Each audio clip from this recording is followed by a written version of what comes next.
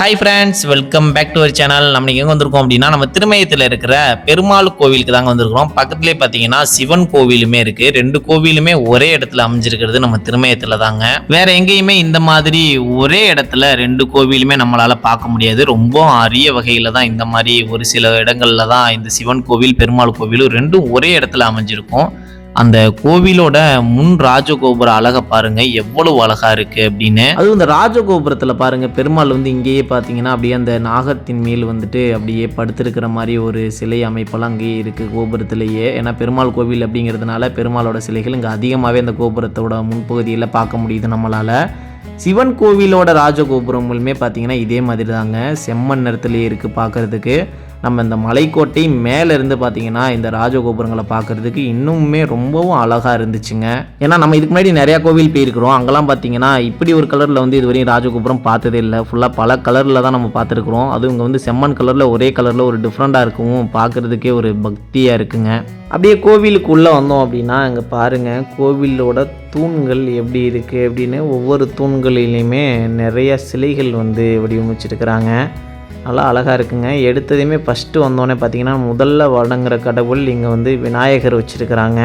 இந்த சன்னதிக்கு பக்கத்துலேயே பார்த்தீங்கன்னா இன்னொரு குட்டி சிவலிங்கம், ஒரு குட்டி நந்திங்க. பார்க்குறதுக்கு எவ்வளோ அழகாக இருக்குது பாருங்கள். காசி விஸ்வநாதர், விசாலாட்சி ரெண்டு பேரும் பார்த்திங்கன்னா ஒரே சன்னதியில் நமக்கு அருள் புரிகிறாங்க.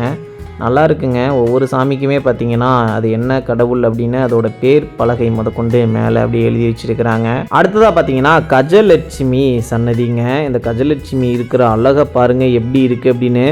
ஒரே கல்லில் தாங்க இவ்வளவு டிசைனும் வடிவமைச்சிருக்கிறாங்க. ரொம்பவே ஆச்சரியமாக இருக்குங்க. எவ்வளவு துல்லியமான வேலைப்பாடுகள் பார்த்துருக்குறாங்க பாருங்கள். இந்த சிலையோட அமைப்பு பார்க்குறதுக்கு எனக்கு அவ்வளவு அழகாக இருக்குங்க. இந்த சன்னதிக்கு பக்கத்துலேயே பார்த்திங்கன்னா நம்மளோட இஷ்ட தெய்வமான முருகப்பெருமானோட சன்னதி இருக்குங்க. முருகப்பெருமான் வந்து வள்ளி தெய்வானையோட காட்சி அளிக்கிறாருங்க. பாருங்கள், மேலேயே போர்டு போட்டிருக்கு, வள்ளி முருகன் தெய்வானை அப்படின்னு சொல்லிட்டு. நம்ம இப்போ பார்த்துட்டு இருக்கிறது எல்லாமே நம்ம சிவபெருமானோட சன்னதிக்கு பின்புறத்தில் இருக்குதுங்க. நம்ம உள்ளே வந்ததுமே பார்த்திங்கன்னா நேராக சிவபெருமான் சன்னதியை சுற்றி தாங்க அதுக்கப்புறம் நேராக உள்ளே வந்து சிவபெருமான்கிட்ட போகிற மாதிரி இருக்குது. நல்லா இருக்குங்க. அடுத்தது பார்த்திங்கன்னா இங்கே ஒரு சிவலிங்கம் ஒன்று இங்கே வச்சுருக்குறாங்க பாருங்கள். சிவன் கோவிலாகவே இருந்தாலும் பார்த்திங்கன்னா சிவன் கோவிலுக்கு உள்ளே போகிறதுக்கு முன்னாடியே பார்த்திங்கன்னா அங்கே ஏகப்பட்ட சிவலிங்கத்தை நம்மளால் பார்க்க முடியுது. ஒவ்வொரு சிவலிங்கத்துக்கும் பார்த்திங்கன்னா ஒவ்வொரு பேர்கள் தனித்தனியாக வச்சுருக்கிறாங்க. இந்த சிவன் கோவிலும் பெருமாள் கோவிலும் நம்ம திருமயம் மலைக்கோட்டையோட அடிவாரத்தில் தாங்க இருக்குது. சொல்லப்போனால் இந்த கோவிலே பார்த்திங்கன்னா மலை அடிவாரத்தோட பாதியிலேருந்து தான் தொடங்குதே. ஏன்னா அந்தளவுக்கு ரொம்ப நெருக்கத்தில் தான் இந்த ரெண்டு கோவிலுமே அமைஞ்சிருக்குது. நீங்கள் திருமயம் கோவிலுக்கு வாரீங்க அப்படின்னா கண்டிப்பாக தெரிஞ்சுக்க வேண்டியது இந்த கோவிலோட நடை திறப்பு நேரம்ங்க. கோவில் வந்து காலையில் 6 மணிலேருந்து மதியம் 12 மணி வரையும் ஓப்பனில் இருக்குங்க. அதுக்கப்புறம் பார்த்தீங்கன்னா ஈவினிங் 5 மணிலேருந்து 8 மணி வரையும் ஓப்பனில் இருக்குங்க. நீங்கள் சன்னதிக்கு வந்து சாமியை பார்க்கணும் அப்படின்னா கரெக்டாக இந்த டைமிங்கில் வந்தால் மட்டும்தான் உங்களால் வந்துட்டு சாமியை வந்து தரிசனம் பண்ண முடியும். அதனால் கோவிலுக்கு வாரீங்க அப்படின்னா கண்டிப்பாக கோவிலோட டைமிங் தெரிஞ்சுக்கிட்டு அதுக்கப்புறமா வாங்க. இப்போ நம்ம சிவபெருமானோட சன்னதிக்கு பக்கத்தில் வந்தாச்சுங்க. சிவபெருமான் சன்னதிக்கு முன்னாடி பார்த்தீங்கன்னா இங்கே ஒரே கல்லாலான தூணில் வந்து சிவனோட உருவத்தை வந்து வடிவமைச்சிருக்கிறாங்க பாருங்கள். அந்த சிலையோட வடிவமைப்பு பாருங்கள். ஒரு உயிரோட்டம் உள்ள சிலையில் வந்து எப்படி தோற்றம் இருக்குமோ அதே மாதிரி இருக்குங்க. நான் இது வரைக்கும் ஏகப்பட்ட சிவன் கோவில் போயிருக்கிறேங்க. ஆனால் நான் இப்படி ஒரு சிவனோட சிலையை வந்து எங்கேயுமே நான் பார்த்தது இல்லைங்க. எனக்கு ரொம்பவும் ஆச்சரியமாக இருக்குது. பக்கத்துலேயே பார்த்திங்கன்னா நேர் ஆப்போசிட்டில் நந்தி இருக்கிறாரு. நந்தி பகவானுக்கு முன்னாடி பார்த்திங்கன்னா சிவன் வந்து அமைஞ்சிருக்கிறாங்க. இந்த கோவிலில் சிவன் வந்து எல்லா இதுலேயும் இருக்கிற மாதிரி லிங்க வடிவில் தான் அமைஞ்சிருக்கிறாங்க. நம்ம போன நேரம் தான் நடை திறப்பு நேரம். கரெக்டாக நம்ம 5 மணிக்கு தான் கோவிலில் இருக்கிற மாதிரி வந்தோம். கரெக்டாக ஒரு 5:15க்குலாம் கோவிலுக்கு உள்ளே வந்தாச்சுங்க. சுற்றி பார்த்துட்டு சிவபெருமான் சத்தியகிரீஸ்வரர் அப்படிங்கிற பேரில் வந்து இங்கே அமைஞ்சிருக்கிறாரு. ஃபைனலாக நம்ம கோவிலுக்கு வந்துட்டு சிவபெருமானோட அருள் பெற்றாச்சு. எனக்கு இருந்தாலுமே சிவலிங்கத்தை பார்த்தது கூட எனக்கு அந்தளவுக்கு மகிழ்ச்சி தரலைங்க. ஆனால் எனக்கு இந்த சிவபெருமானோட சிலையை பார்த்தோன்னே நான் அப்படியே ஆச்சரியத்தில் உறைஞ்சு போயிட்டேங்க. ஏன்னா அந்தளவுக்கு இருக்குங்க. ரொம்ப நேரமாக அங்கேயே உட்காந்து இந்த சிவனோட சிலையை தான் அப்படியே பார்த்துக்கிட்டே இருந்தேன். அதில் இருக்கிற அந்த டிசைனிங்லாம் பாருங்கள் எப்படி இருக்குது அப்படின்னு. எனக்கு ரொம்ப ஆச்சரியமாக இருக்குங்க. எப்படி இப்படி இருக்குது அப்படின்னு என்னால் அதை யோசிச்சு கூட பார்க்க முடியல. ஏன்னா அந்தளவுக்கு நான் மெய் மறந்து போயிட்டேங்க இந்த சிலையை பார்த்துட்டு. நம்ம போன டைம் தான் கரெக்டாக சிவபெருமானுக்கு பூஜைகள்லாம் நடந்துகிட்டு இருந்துச்சு. நம்மளால் இவ்வளவு பக்கத்தில் இருந்து பார்க்க முடியும் அப்படின்னு நான் கொஞ்சம் கூட யோசிக்கவே இல்லைங்க. ரொம்பவும் பக்கத்தில் இருந்து உட்காந்து பார்த்துட்டு இருக்கிறோம். நீங்கள் கண்டிப்பாக ஒரு சிவன் பக்தராக இருந்தீங்க அப்படின்னா நீங்கள் திருமயம் இந்த சிவன் கோவிலுக்கு கண்டிப்பாக வரணுங்க. வந்து நீங்கள் வந்துட்டு சிவனோட அருளை கண்டிப்பாக பெற்றுட்டு போகலாம். எனக்கு ரொம்ப பர்சனலாக எனக்கு ரொம்ப பிடிச்சிருக்கு. ரொம்ப நேரமாக அங்கேயே தான் உட்காந்து பார்த்துக்கிட்டே இருந்தேன். சிவலிங்கத்துக்கு நேர் ஆப்போசிட்டில் தான் பார்த்தீங்கன்னா அந்த சிவனோட சிலையும் இருக்குது. இந்த கோவிலுமே பாறையை குடைஞ்சி தான் அதுக்குள்ளே தான் நம்ம இந்த சிவபெருமானை வந்து வச்சுருக்கிறாங்க. ஏன்னா பாறைகளோட இடுக்கில் தான் இந்த கோவிலோட கருவறை வந்து அமைஞ்சிருக்குங்க. இப்போ வெளியே அப்படியே பார்த்தோம் அப்படின்னா உங்களுக்கே தெரியும், பாறைகளோட இடுக்குகளில் தான் இந்த கோவிலோட தலைமை அமைஞ்சிருக்குது. இதில் தான் பார்த்திங்கன்னா நேராக சிவபெருமான் உள்ளே இருக்கிறாருங்க. இதிலேருந்து அப்படியே நேராக வந்தோம் அப்படின்னா சிவபெருமானை வழிபட்டுட்டு இப்போ அடுத்ததாக பெருமாள் கோவிலுக்கு போகலாம் வாங்க. நான் சிவபெருமானை வந்ததுக்கு மனநிறைவோடு தரிசனம் பெற்றாச்சு. எனக்கு அந்த சிவனோட சிலையை பார்த்ததுமே அதுலேருந்தே நான் இன்னும் வெளியே வரல, அவ்வளோ ஆச்சரியத்தில் இருக்கிறேன். கோவிலுக்கு வாரீங்க அப்படின்னா பூஜை சாமான்லாம் அங்கே கோவிலுக்கு வெளியவே சின்ன சின்ன கடைகள் வச்சுருக்கிறாங்க, அதுலேயே வாங்கிக்கலாம். நம்ம இப்போ சிவன் கோவிலிருந்து நேராக பெருமாள் கோவிலுக்கு போகிற வழி பார்த்திங்கன்னா அதுலேருந்து கொஞ்சம் தூரம் வந்தோம் அப்படின்னா லெஃப்ட்டில் ஒரு வழி ஒன்று போகுது பாருங்கள். இதில் போனோம் அப்படின்னா இங்கே தாங்க பெருமாள் கோவில். இப்போ அடுத்ததாக பெருமாள் கோவிலுக்கு போவோம். சிவன் கோவிலே எனக்கு ரொம்பவும் பிடிச்சிருந்துச்சு. அடுத்தது பெருமாள் கோவில் இன்னும் என்ன ஆச்சரியங்களோடு இருக்குது அப்படின்னு தெரியல, உள்ளே போய் பார்த்தா தான் தெரியும். என்ட்ரன்ஸே பாருங்கள் எப்படி இருக்குது அப்படின்னு, ஸ்ரீ ராமஜெயம் அப்படின்னு சொல்லி போட்டிருக்கு. எனக்கு பொதுவாக சொல்லணும் அப்படின்னா எனக்கு சிவபெருமானுமே பிடிக்கும், பெருமாளுமே பிடிக்குங்க. நான் ரெண்டு பேரையும் பார்த்தீங்கன்னா வேறு சாமியாலாம் பார்க்கல. எனக்கு பொறுத்தவரையும் பெருமாளும் சிவனும் ஒரே தெய்வமாக தான் நான் பார்த்துக்கிட்டு இருக்கிறேன். அது ஒருத்தங்களோட மனநிலையை பொறுத்து இருக்குது, எப்படி கும்பிட்றாங்க வழிபடுறாங்க அப்படின்னு. இந்த சிலையில் பெருமாளோட கைகளில் பாருங்கள் எத்தனை கைகள் இருக்குது அப்படின்னு. ஒவ்வொரு கைகள்லையுமே ஒவ்வொரு ஆயுதங்கள் ஏந்தி அவ்வளோ அவதாரங்களில் காட்சியளிக்கிறாருங்க. அடுத்தது நம்ம இப்போ பெருமாளோட சன்னதிக்கு வந்தாச்சுங்க. பெருமாள் எவ்வளவு அழகாக நாகத்தின் மீது படுத்திருக்கிறாரு பாருங்கள். பேக்ரவுண்டு ஃபுல்லாக பாருங்கள் பிளாக் கலரில் இருக்குதுங்க. பெருமாள் அப்படியே தங்க நிறத்தில் ஜொலிக்கிறாரு. நாகத்தின் மீது இருக்கிற காட்சி பார்க்கவே அவ்வளோ அழகாக இருக்குங்க. நான் கொஞ்சம் கூட எதிர்பார்க்கவே இல்லை பெருமாளோட காட்சி எனக்கு இப்படி இங்கே கிடைக்கும் அப்படின்னு சொல்லிட்டு. ரொம்ப நேரமாக இங்கேயே தாங்க நின்று பார்த்துக்கிட்டே இருந்தேன். எப்படியும் ஒரு அரை மணி நேரத்துக்கு மேலே இருக்கும். உள்ள சன்னதியிலேயே தான் இருந்தேன். எனக்கு இங்கேருந்து போக மனசே வரலங்க, அந்தளவுக்கு அழகாக இருந்துச்சு.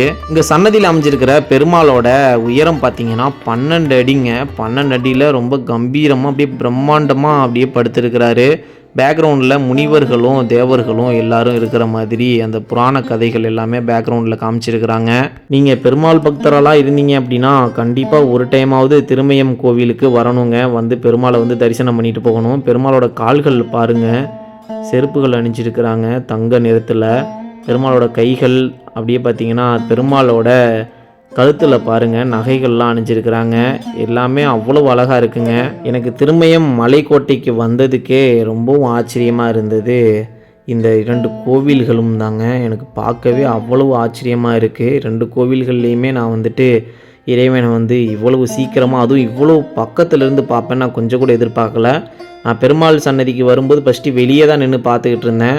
அப்புறம் அங்கே இருக்கிறவங்க தான் சொன்னாங்க, இல்லை இன்னும் பக்கத்தில் போய் பார்க்கலாம், நேரில் பக்கத்தில் போய் பாருங்கள் அப்படின்னு சொல்லி சொன்னாங்க. நான் இப்போ கொஞ்சம் யோசிச்சுக்கிட்டே தான் வந்து எதாவது சொல்லிடுவாங்களோ அப்படின்னு. ஆனால் யாருமே எதுவுமே சொல்லலை. அதனால் நானும் வந்து ரொம்ப பக்கத்தில் நின்று பார்த்துட்ருக்குறேங்க. நான் இவ்வளோ பக்கத்தில் நின்று பெருமாளை வந்து நான் பார்த்ததே இல்லைங்க. இப்போ தான் ஃபஸ்ட் டைம் வந்து இவ்வளோ பக்கத்தில் நின்று, அதுவும் ஒரு 12 அடி உயரத்தில் இருக்கிற பெருமாளை வந்து ரொம்பவும் பக்கத்தில் நின்று இப்படி பார்த்துருக்குறேன். எனக்கு ரொம்பவுமே மன நிறைவாக இருக்குங்க. எனக்கு திருமய மலைக்கோட்டை வந்ததுக்கு மேலே போனதை விட இங்கே வந்து பெருமாளையும் சிவனையும் வந்து தரிசனம் பண்ணது தாங்க ரொம்ப மனசுக்கு நிறைவாக இருக்குங்க. பெருமாளோட காட்சி வந்து அந்தளவுக்கு நமக்கு கிளியராக தெரியாது. ஏன்னா உள்ளே வந்து வீடியோ எடுக்க அலௌடு இல்லை. ஏன்னா எந்த சன்னதியிலையுமே வீடியோ எடுக்க அலோவ் பண்ண மாட்டாங்க. அதனால தான் நான் வந்து நமக்கு தெரியாமல் எடுத்ததுனால கொஞ்சம் வந்துட்டு அங்கிட்டும் இங்கிட்டும் வீடியோ சேக்காகிட்டே இருக்கும். அதை மட்டும் கொஞ்சம் அட்ஜஸ்ட் பண்ணிக்கோங்க. ஏன்னா நான் பார்த்த காட்சியை நீங்களும் பார்க்கணும் அப்படிங்கிறதுக்காக தான் உங்களுக்கு பெருமாளோட காட்சியையும் சிவனோட காட்சியையும் காமிச்சேன். இப்போ அடுத்ததாக பெருமாளையும் சிவனையும் வணங்கிட்டு வெளியே வந்ததுக்கப்புறம் பார்த்தீங்கன்னா நேராக தெப்பக்குளத்துக்கு வந்தாச்சுங்க. இந்த தெப்பக்குளம் உங்களுக்கு ஞாபகம் இருக்கா? கரெக்டாக இந்த தெப்பக்குளத்தில் தான் ஒரு செம்மையான ஹிட் சாங் ஒன்று இங்கே தான் முன்னாடி போட்டிருந்தாங்க.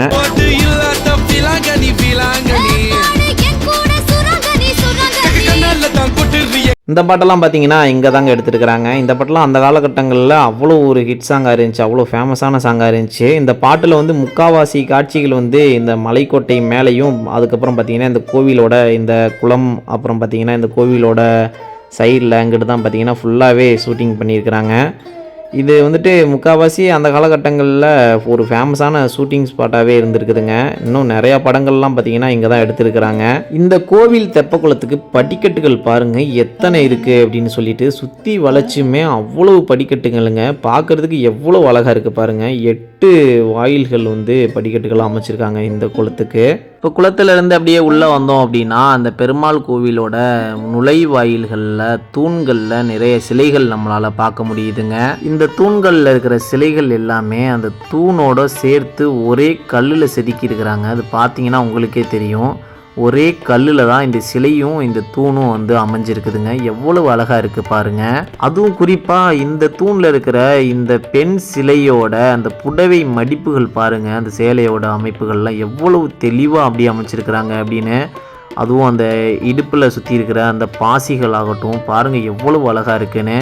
அந்த மடிப்புகள்லாம் அவ்வளவு அக்யூரேட்டாக அப்படியே பார்க்குறதுக்கு ஒரு உண்மையான புடவை எப்படி மடிப்பு கட்டியிருப்பாங்களோ அதே மாதிரி இருக்குங்க.